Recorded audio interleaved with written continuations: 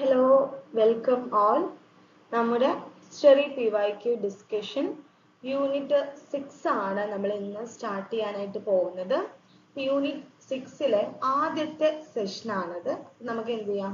First ക്വസ്റ്റ്യനിലേക്ക് കിടക്കാം. Which one is or are correct about Singh Sabha movement? അപ്പോൾ സിംഗ് സഭ മൂവ്മെന്റുമായി ബന്ധപ്പെട്ടിട്ട് നമുക്ക് താഴെ കുറച്ച് സ്റ്റേറ്റ്മെന്റ്സുകൾ തന്നിട്ടുണ്ട്. അപ്പൊ ഇതിൽ ഏതൊക്കെയാണ് കറക്റ്റ് ആയിട്ടുള്ള സ്റ്റേറ്റ്മെന്റ്സ് എന്നാണ് നമ്മുടെ ക്വസ്റ്റ്യൻ എന്ന് പറയുന്നത്. നമുക്ക് എന്ത് ചെയ്യാം നോക്കാം.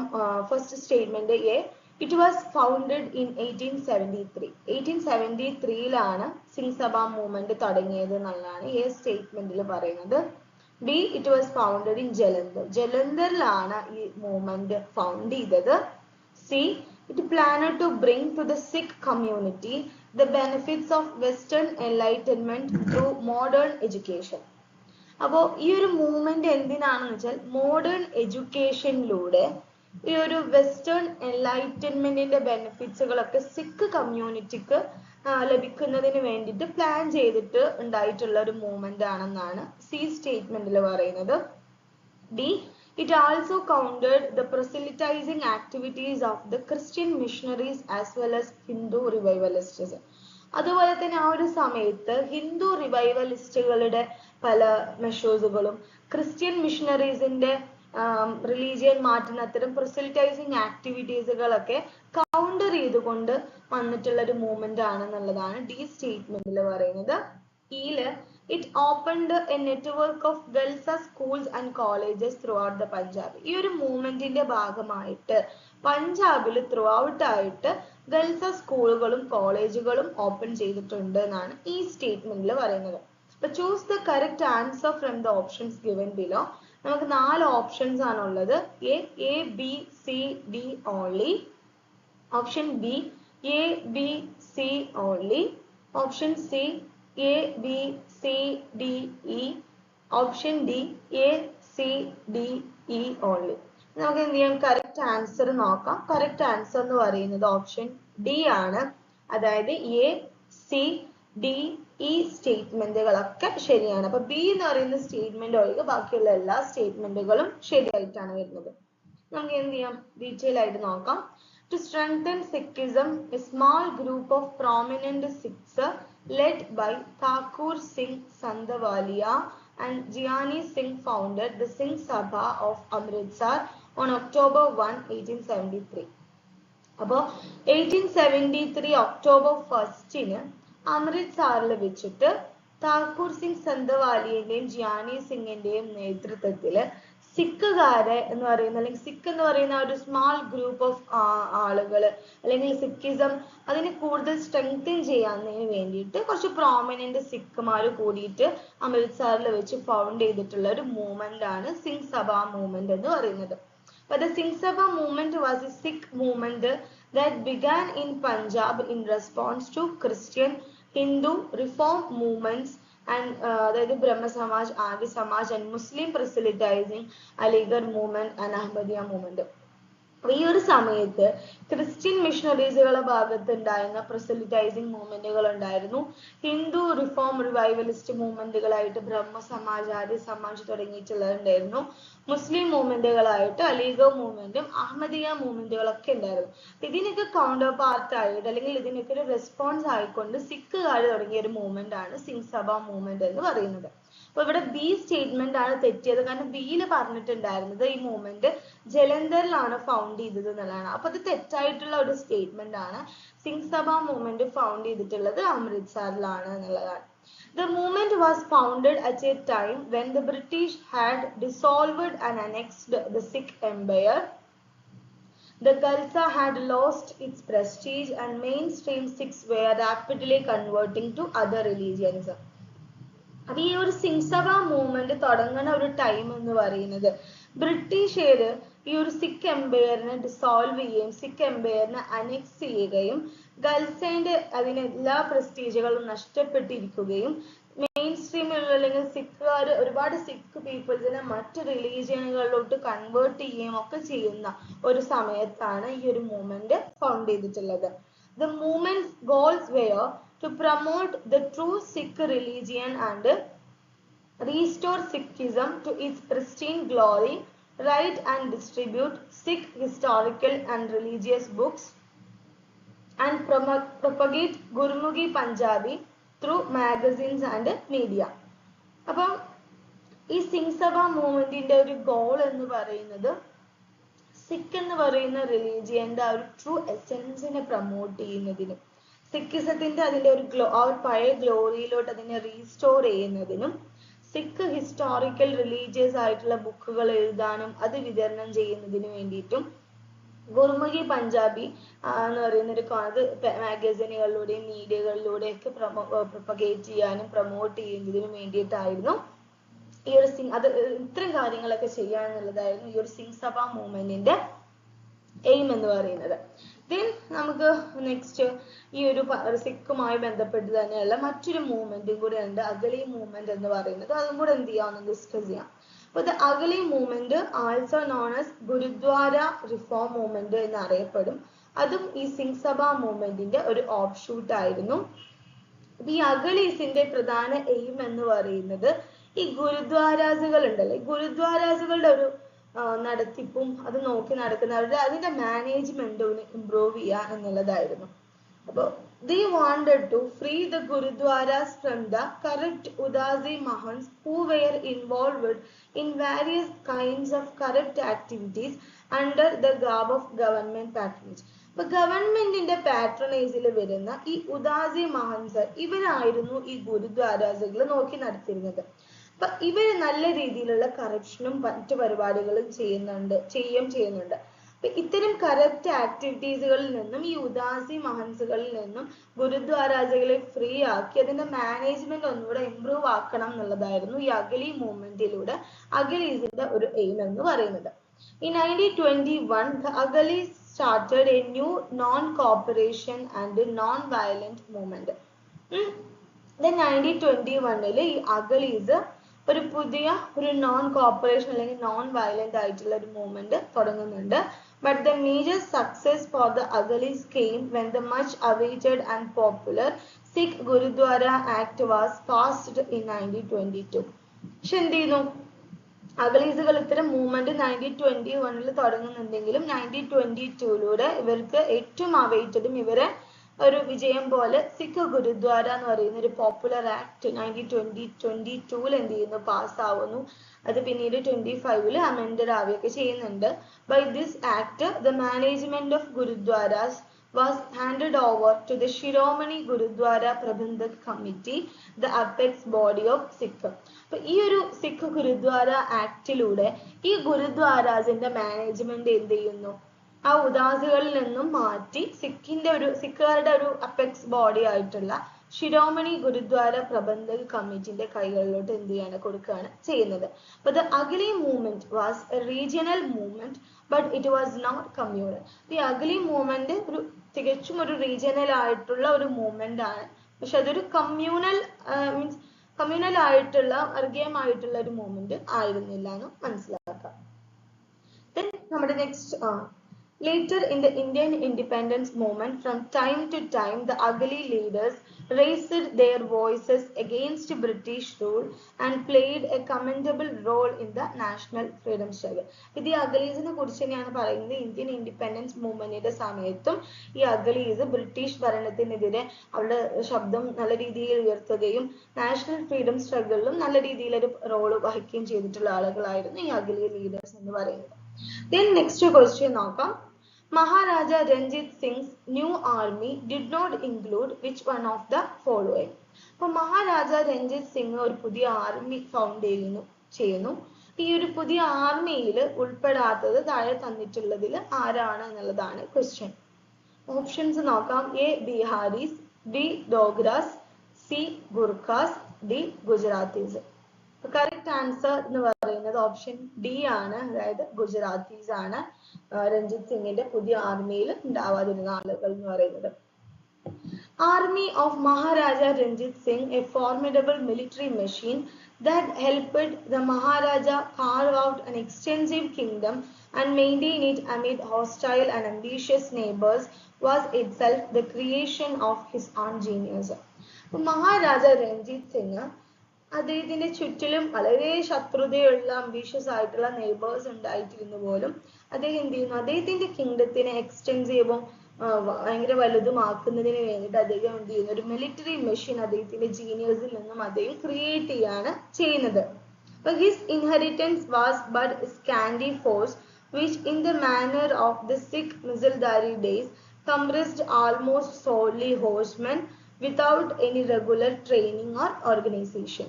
Everyone brought his own horse and whatever weapon he could afford or acquire. അപ്പോൾ അദ്ദേഹത്തിന്റെ ഈ ഒരു ആർമിയിൽ ഒരു റെഗുലർ ആയിട്ടുള്ള ട്രെയിനിങ് ഓർഗനൈസേഷൻസോ ഒന്നും ഉണ്ടായിരുന്നില്ല, ഹോഴ്സ്മെൻസുകളായിരുന്നു. അപ്പൊ എല്ലാവരും അവരുടെ ഹോഴ്സുകൾ അവർ തന്നെ മേടിക്കണം, അതേപോലെ അവർക്ക് അഫോർഡ് ചെയ്യാൻ പറ്റുന്ന വെപ്പൺസും ഉണ്ടായിരിക്കണം എന്നുള്ളതായിരുന്നു. What held these troopers together was their personal loyalty to the leader. അപ്പോൾ ഈ ഒരു മിഷണറിന്റെ പ്രത്യേകത എന്ന് പറയുമ്പോൾ ഇത്തരത്തിലാണെങ്കിലും ഈ ട്രൂപ്പേഴ്സ് എല്ലാവരും ഒരുമിച്ച് നിന്ന് ആ ലീഡറോടുള്ള അവരുടെ ഒരു പേഴ്സണൽ ലോയൽറ്റി ആയിരുന്നു ഈ ഒരു മിലിറ്ററി ട്രൂപ്പിന്റെ ഇമ്പോർട്ടൻസ് എന്ന് പറയുന്നത്. ആൻഡ് ഈ ഒരു മിലിറ്ററി മെഷീൻസ് അല്ലെങ്കിൽ ഇവർ ഫോളോ ചെയ്തിരുന്ന ഒരു ടാക്ടിക് എന്ന് പറയുന്നത് ഗറില്ല വാർഫെയർ ആയിരുന്നു. The system had stood the Khalsa in good stead during the turbulent and anarchic 18th century. അപ്പോൾ ഒരു ഭയങ്കര ബുദ്ധിമുട്ടുകൾ ഉണ്ടായിരുന്ന ഒരു 18th സെഞ്ചുറിയിൽ പോലും ഖൽസാസുകളെ വളരെ നല്ല രീതിയിൽ ടർബുലന്റ് സമയത്ത് പോലും വളരെ സ്റ്റെഡ് ആയിട്ട് നിൽക്കുന്നതിന് ഈ ഒരു സിസ്റ്റം ഹെൽപ്പ് ചെയ്തിട്ടുണ്ട്.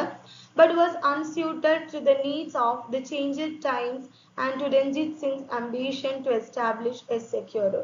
ഇത്തരത്തിൽ നല്ലൊരു മിലിറ്ററി മിഷനറി ആയിരുന്നെങ്കിൽ പോലും രഞ്ജിത് സിംഗിന് ഒരു സെക്യൂർ റൂള് എസ്റ്റാബ്ലിഷ് ചെയ്യുക എന്നുള്ള അദ്ദേഹത്തിന്റെ അംബീഷനും, അതേപോലെ തന്നെ മാറുന്ന സമയം എപ്പോഴും ചേഞ്ച് ചെയ്തുകൊണ്ടിരിക്കുകയാണ്. ഈ ഒരു ചേഞ്ചിങ് ടൈമിന്റെ ആവശ്യങ്ങൾക്കനുസരിച്ച് മാറാൻ അല്ലെങ്കിൽ അതിനനുസരിച്ച് ഇത് ഫിറ്റ് ആവാതെ അൺസ്യൂട്ട് ആയി നിൽക്കുന്നത് കാരണമാണ് ഈ ഒരു ആർമി പിന്നീട് എന്ത് ചെയ്യുന്നത്, ഡിസോൾവ് ആയി പോകുന്നത്. Early in his career he had watched how the British troops with their systematic training and their discipline had vanquished the Indian forces vastly superior in numbers.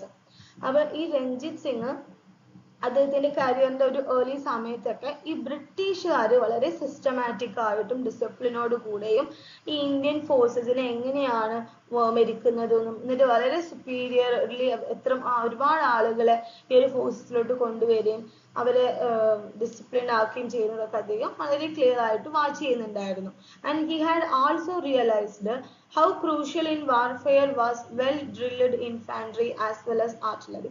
അതുപോലെ തന്നെ ഒരു വാർഫെയറിൽ ഇൻഫാൻട്രിയും ആർട്ടിലറിന്റെയും ഒരു ഇമ്പോർട്ടൻസ് എത്രയാണെന്നും അദ്ദേഹം റിയലൈസ് ചെയ്യുന്നുണ്ട്. In 1802, soon after his occupation of Amritsar, he engaged some deserters from the army of the East India Company to train his own platoons of infantry. അങ്ങനെ 1802 അദ്ദേഹം Amritsar occupy ചെയ്തതിന് ശേഷം അദ്ദേഹം എന്ത് ചെയ്യുന്നുണ്ട്, ഈസ്റ്റ് ഇന്ത്യ കമ്പനിയുടെ ആർമിയിൽ നിന്നും കുറച്ച് പേരെ എന്ത് ചെയ്യുന്നുണ്ട്, അദ്ദേഹത്തിന്റെ ആളുകളെ ഇൻഫാൻട്രീസിനെ ട്രെയിൻ ചെയ്യുന്നതിന് വേണ്ടിയിട്ട് എൻഗേജ് ആക്കുകയും ചെയ്യുന്നുണ്ട്. He even sent some of his own men to Ludhiana to study the British methods of training and tactics. അതുപോലെ തന്നെ രഞ്ജിത് സിംഗ് അദ്ദേഹത്തിന്റെ ചില ആളുകളെ ഈ ബ്രിട്ടീഷുകാരുടെ മെത്തേഡുകളും അവരുടെ ട്രെയിനിങ് മെത്തേഡ്സുകളും ടാക്ടിക്സുകളും കണ്ടു പഠിക്കുന്നതിന് വേണ്ടിയിട്ട് ലുധിയാനയിലോട്ട് അയക്കുകയും ചെയ്യുന്നുണ്ട്. And Ranjit Singh built up a powerful and well-equipped army with the help of European instructors and recruited members of various communities such as Gurkhas, Biharis, Orias, Pathans, Dogras and Punjabi Muslims. അതുപോലെ തന്നെ ഈ Ranjith Singh European ഇൻസ്ട്രക്ടേഴ്സിന്റെ സഹായത്തോടു കൂടെ വളരെ പവർഫുള്ളും equipped ആയിട്ടുള്ള ഒരു army അദ്ദേഹം build-up ചെയ്യുകയും അതിൽക്ക് ഗൂർഖാസ്, ബീഹാരീസ്, ഓറിയാസ്, പത്താൻസ്, ഡോഗ്രാസ്, പഞ്ചാബി മുസ്ലിംസ് തുടങ്ങിയിട്ട് വാരിയസ് കമ്മ്യൂണിറ്റീസിലുള്ള മെമ്പേഴ്സിനെ റിക്രൂട്ട് ചെയ്യുകയും ചെയ്യുന്നുണ്ട്. He set up modern foundries for cannon production and employed Muslim gunners. അദ്ദേഹം കാനൺ പ്രൊഡക്ഷന് വേണ്ടിയിട്ട് പുതിയ മോഡേൺ ഫൗണ്ടറീസുകൾ തുടങ്ങുകയും മുസ്ലിം ഗണ്ണേഴ്സിന് അതിൽ എംപ്ലോയ് ചെയ്യിപ്പിക്കുകയും ഒക്കെ ചെയ്യുന്നുണ്ട്. And he had a court full of outstanding men and was tolerant and liberal in religious matters patronizing both Sikh, Muslim and Hindu holy men. അദ്ദേഹത്തിന്റെ ഒരു court മുഴുവനും ഇത്തരത്തിൽ ഔട്ട്സ്റ്റാൻഡിംഗ് ആയിട്ടുള്ള ആളുകളും റിലീജിയസ് ആയിട്ടുള്ള കാര്യങ്ങളിൽ വളരെ ടോളറന്റും ലിബറൽ ആയിട്ടുള്ള ആളുകളും ആയിരുന്നു. ഇവരെല്ലാവരും സിഖ്, മുസ്ലിം, ഹിന്ദു ഹോളി മെൻസുകളെ പാട്രണൈസ് ചെയ്യുന്ന ഔട്ട്സ്റ്റാൻഡിംഗ് ആളുകളും അദ്ദേഹത്തിന്റെ കോർട്ട് നിറയും ഉണ്ടായിരുന്നു. And many of his important ministers and commanders were Muslim and Hindu. അദ്ദേഹത്തിന്റെ ഇമ്പോർട്ടൻ്റ് ആയിട്ടുള്ള അധികം മിനിസ്റ്റേഴ്സുകളും കമാൻഡേഴ്സുകളും മുസ്ലിംസും അതുപോലെ തന്നെ ഹിന്ദുസും ആയിരുന്നു. His ministers included Fakir Azizuddin, his most prominent and trusted minister, and Diwan Dinanath, his finance minister. അദ്ദേഹത്തിന്റെ ഏറ്റവും പ്രോമിനന്റും ട്രസ്റ്റഡ് ആയിട്ടുള്ള ഒരു മിനിസ്റ്റർ ആയിരുന്നു ഫക്കീർ അസീസുദ്ദീൻ. Then Diwan Dinanath അദ്ദേഹത്തിന്റെ ഫൈനാൻസ് മിനിസ്റ്റർ ആയിരുന്നു. And the kingdom was based on equal opportunities for all and political power was not used for exclusive Sikh benefits. അപ്പൊ ആ ഒരു കിങ്ഡം എന്ന് പറയുന്നത് അദ്ദേഹത്തിന്റെ കിങ്ഡത്തില് പൊളിറ്റിക്കൽ ആയിട്ടുള്ള പവറിലാണെങ്കിലും എല്ലാ ആളുകൾക്കും ഒരു ഓപ്പർച്യൂണിറ്റി കൊടുത്തിരുന്നു. അല്ലാതെ അത് സിഖ് ബെനിഫിറ്റ്സ് ഉള്ള ആളുകൾ അല്ലെങ്കിൽ സിഖുകാർക്ക് മാത്രം ആയിരുന്നില്ല എന്നുള്ളതാണ്. ദെൻ നമ്മുടെ നെക്സ്റ്റ് ക്വസ്റ്റ്യൻ നോക്കാം. Which one is or are correct out of the following? താഴെ നമുക്ക് ഒരുപാട് സ്റ്റേറ്റ്മെന്റ്സുകൾ തന്നിട്ടുണ്ട്. അപ്പൊ ഇതിൽ ഏതൊക്കെയാണ് കറക്റ്റ് ആയിട്ടുള്ള സ്റ്റേറ്റ്മെന്റ്സ് എന്നാണ് നമ്മുടെ ക്വസ്റ്റ്യൻ. നോക്കാം. A, after the death of Guru Gobind Singh, leadership was assumed by Banda Bahadur. അപ്പൊ ഗുരു ഗോബിന്ദ് സിംഗിന്റെ മരണത്തിന് ശേഷം ലീഡർഷിപ്പ് ബന്ദ ബഹദൂർ അസ്യൂം ചെയ്തു. B, Banda Bahadur stormed Samana in 1709. 1709 Banda Bahadur സമനയിൽ ഒരു സ്റ്റോമിംഗ് ചെയ്യുന്നുണ്ട്. C, Banda Bahadur collected revenues from Hisar. ഹിസാറുകളിൽ നിന്നും ബന്ദ ബഹദൂർ റവന്യൂസ് കളക്ട് ചെയ്തിരുന്നു. D, by December 1710 Banda Bahadur occupied the entire Sarkar of Sarhind and several parganas in the Sarkar of Hisar. December 1710 കൂടെ ഈ ബന്ദ ബഹദൂർ സർഹിന്ദിലെ മുഴുവൻ സർക്കാരുകൾ ഒക്യുപ്പൈ ചെയ്യുകയും ഹിസാറിന്റെ സർക്കാരിലെ സെവറൽ പർഗനാസുകൾ ഒക്യുപ്പൈ ചെയ്യുന്നുണ്ട്. ഈ Banda Bahadur was executed by the Mughal state in 1716. 1716 Mughal state ആണ് ബന്ദ ബഹദൂറിനെ എക്സിക്യൂട്ട് ചെയ്തത്. ഇതില് ഏതൊക്കെയാണ് കറക്റ്റ് ആയിട്ടുള്ള സ്റ്റേറ്റ്മെന്റ് എന്നാണ് നമ്മുടെ question. Choose the correct answer from the options given below. Option A, B, C, D only. Option B, A, B, C only. Option C, A, B, C, E only. Option D, A, B, C, D, E. The correct answer എന്ന് പറയുന്നത് option D ആണ്. അതായത് A, B, C, D, E. അതായത് നമ്മുടെ ക്വസ്റ്റ്യനിൽ തന്നിട്ടുണ്ടായിരുന്ന എല്ലാ സ്റ്റേറ്റ്മെന്റ്സുകളും എന്താണ് correct ആയിട്ടുള്ള സ്റ്റേറ്റ്മെന്റ്സുകളാണ്. അപ്പോൾ ഒരു ക്വസ്റ്റ്യൻ വായിക്കുന്നതിലൂടെ നമുക്ക് ക്വസ്റ്റ്യൻ ആൻസർ ചെയ്യുന്നതിലൂടെ നമുക്ക് വലിയൊരു കാര്യമാണ് പഠിക്കുന്നത് അല്ലേ. അപ്പൊ അതിലെല്ലാ സ്റ്റേറ്റ്മെന്റ്സുകളും ശരിയാണ്. അപ്പൊ അതൊന്ന് വായിക്കുന്നതിലൂടെ നമ്മൾ വലിയൊരു പോർഷൻ ആണ് എന്ത് ചെയ്യുന്നത് കവർ ചെയ്യുന്നത്. എന്ത് ചെയ്യാം, ഒന്നത് ഡീറ്റെയിൽ ആയിട്ട് നോക്കാം. After Guru Gobind Singh's death, the institution of Guruship came to an end and the leadership of the Sikhs passed to his trusted disciple Banda Singh Bahadur. ഇപ്പോൾ ഗുരു ഗോബിന്ദ് സിംഗിന്റെ മരണശേഷം ഈ ഗുരുഷിപ്പ് എന്ന് പറയുന്ന ഒരു ഇൻസ്റ്റിറ്റ്യൂഷൻ അവസാനിക്കുകയും പിന്നീട് സിഖുകളുടെ ലീഡർഷിപ്പ് ഈ ഗുരു ഗോബിന്ദ് സിംഗിന്റെ ഏറ്റവും ട്രസ്റ്റഡ് ഡിസൈപ്പിൾ ആയിട്ടുള്ള ബന്ദ സിംഗ് ബഹദൂറിന്റെ കൈകളിലോട്ട് പോവാണ് ചെയ്യുന്നത്. അപ്പോൾ Banda Singh Bahadur was a Sikh warrior and a commander of the Khalsa army. അപ്പോൾ ഖൽസ ആർമിയിലെ ഒരു സിഖ് വാരിയറും കമാൻഡറും ആയിരുന്നു ഈ ബന്ദ Singh Bahadur. Since creating his Khalsa rule at Punjab, Banda Singh Bahadur had abolished the Zamindari regime and had given property rights to the land tillers.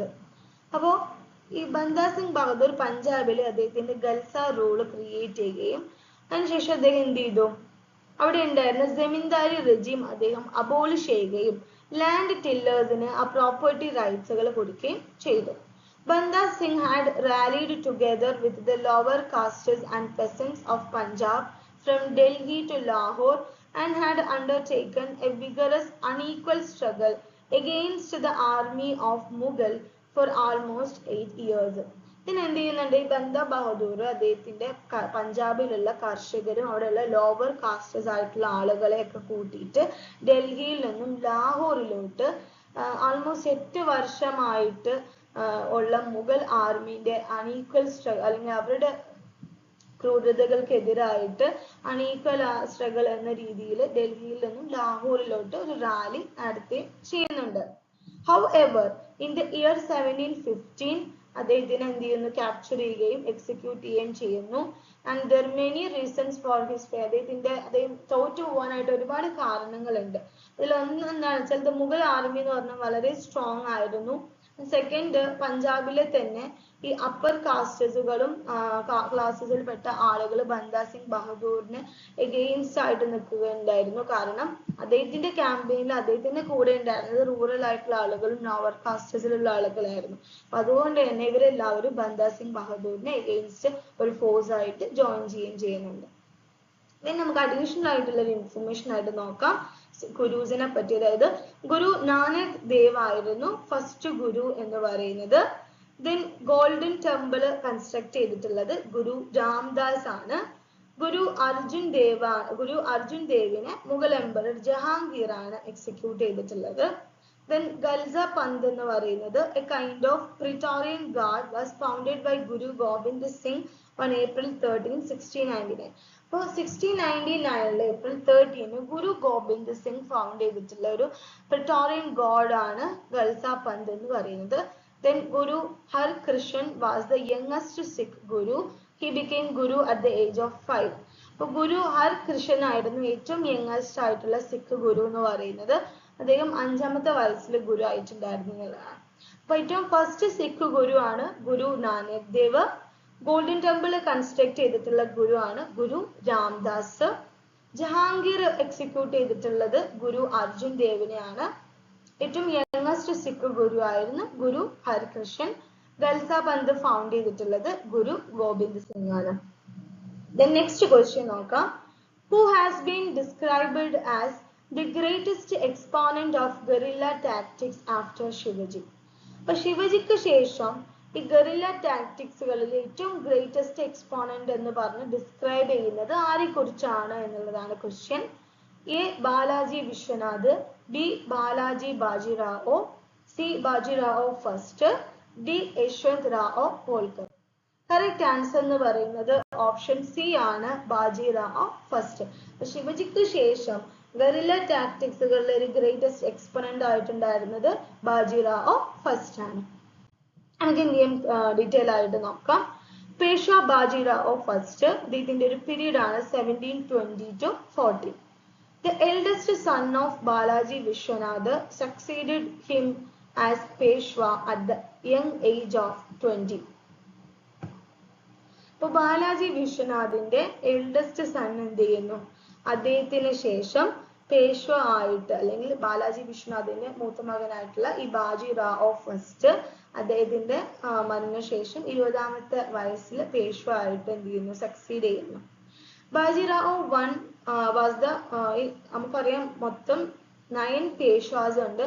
അതിൽ ഏറ്റവും famous ആയിട്ടുള്ളത് ഈ Bajirao first ആണ്. അദ്ദേഹത്തിനെ ത്വരേൽ എന്ന പേരിലും അറിയപ്പെടാറുണ്ട്. അതിന്റെ അർത്ഥം എൽഡർ ബാജിറാവോ എന്നുള്ളതാണ്. ഹി വാസ് അതുപോലെ തന്നെ ശിവജിക്ക് ശേഷം ഈ ഗറില്ല ടാക്ടിക്സുകളിൽ ഗ്രേറ്റസ്റ്റ് എക്സ്പൊണന്റ് ആയിരുന്നു ഈ Bajirao first. And during his life time അദ്ദേഹത്തിന്റെ ഒരു ജീവിതകാലത്ത് അദ്ദേഹം ഒരു ബാറ്റിലുകളിലും അദ്ദേഹം തോൽക്കുകയോ ഒന്നും ചെയ്തിട്ടില്ല. ആൻഡ് മറാത്ത എംപയർ അതിന്റെ സെനീത് പീരീഡിൽ എത്തിയിട്ടുണ്ടായിരുന്നത് ഈ ബാജിറാവോ ഫസ്റ്റിന്റെ സമയത്തായിരുന്നു. Then Bajirao first preached and popularized the idea of Hindu path Padshah.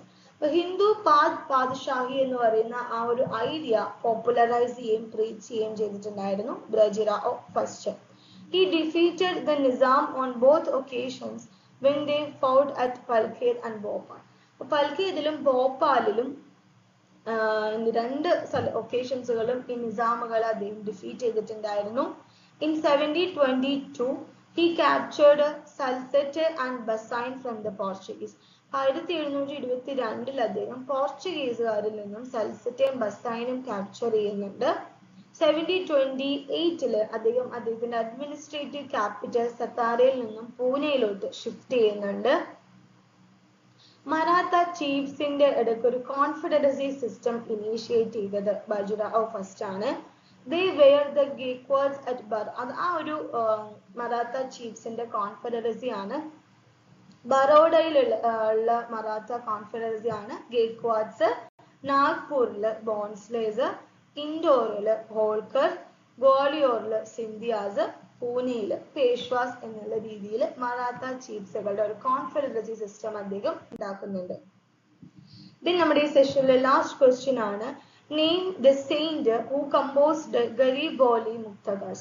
Gariboli Muktagaz compose ചെയ്തിട്ടുള്ളത് ഏത് സെയിന്റ് ആണ് എന്നുള്ളതാണ് question. A Kabir, B Dadu Dayal, C Dana, D Rahim. Correct answer എന്ന് പറയുന്നത് ഓപ്ഷൻ ബി ആണ്, ദാദു ദയാൽ. ദാദു ദയാൽ ഹാസ് കമ്പോസ്ഡ് ഗരീബോലി മുക്തഗാസ്. ഇതിൽ ദാദു എന്ന് പറഞ്ഞു കഴിഞ്ഞാൽ ബ്രദർ എന്നാണ് അർത്ഥം. ദയാൽ എന്ന് പറഞ്ഞു കഴിഞ്ഞാൽ ദ കമ്പാഷനേറ്റ് വൺ എന്നാണ് അർത്ഥം. അപ്പൊ ഈ ദാദു ദയാൽ ഗുജറാത്തിൽ നിന്നുള്ള ഒരു പോയറ്റ് സെയിന്റ് ആയിരുന്നു and religious reformer who spoke against formalism and priest craft. അപ്പൊ ഫോർമലിസത്തിനും പ്രീസ്റ്റ് ക്രാഫ്റ്റിനും എഗെയിൻസ്റ്റ് ആയിട്ടൊക്കെ സംസാരിച്ചിരുന്ന ഒരു റിലീജിയസ് റിഫോമറും കൂടി ആയിരുന്നു ദാദു ദയാൽ. ദാദുസ് കമ്പോസിഷൻസുകളൊക്കെ ബ്രിഡ്ജ് ലാംഗ്വേജിലാണ് ഉള്ളത് ആൻഡ് അതൊക്കെ റെക്കോർഡ് ചെയ്തിട്ടുള്ളത് അദ്ദേഹത്തിന്റെ ഡിസൈപ്പിൾ ആയിട്ടുള്ള Rajab and are known as disciple Rajab ആണ് ആൻഡ് അവരാണ് ദാദു അനുഭവ് വാണി എന്ന് പറയുന്നത്. A compilation of 5000 verses. അപ്പൊ അദ്ദേഹത്തിന്റെ ഡിസൈപ്പിൾ ആയിട്ടുള്ള രജബ് ആണ് അദ്ദേഹത്തിന്റെ വാക്കുകൾ അല്ലെങ്കിൽ കമ്പോസിഷൻസുകളൊക്കെ റെക്കോർഡ് ചെയ്തിട്ട് ദാദു അനുഭവ് വാണി എന്ന് പറയുന്ന ഒരു പേരിൽ ഇറക്കിയിട്ടുള്ളത്.